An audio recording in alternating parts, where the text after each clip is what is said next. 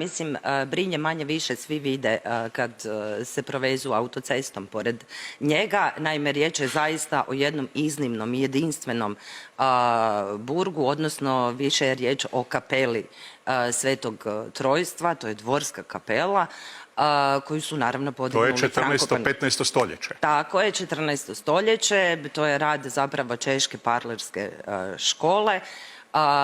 Naime, Frankopani kao moćna obitelj, ne samo političke naravi, nego naravno i ekonomski su mogli podnijeti trošak izgradnje. To je razina kraljevskog dvora tamo, posjećivali su ga kraljevi. Tako je, posjetilo je Brinje i Žigmund, kralj Žigmund. Luksemburški, jedan od najvećih vladara.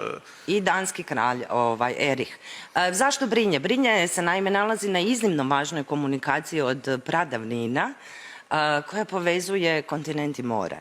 Tako da Frankopani, koji su uvijek bili promućurni, ne biraju bez razloga upravo tu lokaciju Brinja. Naime, mi ga manje više poznajemo kao Sokolac. Međutim, to je naziv koji potječe od prije 200 godina i nije zapravo pravi, jer isprave spominju naš grad Brinj. Dakle, naziv pravi ove plemićke utvrde i dvora je zapravo Brinje. Dvije skulpture u toj kapeli su čudesne. Kapela se obnavlja već dugi niz godina i upravo su i završeni restauratorski radovi na inventaru, odnosno na dvije skulpture, i to Madone s djetetom, to je naime drveni kip, a osobito je važna i kameni kip Pieta. Dakle, te dvije skulpture potječu upravo iz vremena gradnje same kapele Svetog Trojstva, jer se nalazila i kapela Majke Božje žalosne, odnosno od 7 žalosti tamo. Ali u samom Brinju imamo još dvije crkve, imamo izuzetno vrijednu kapelu.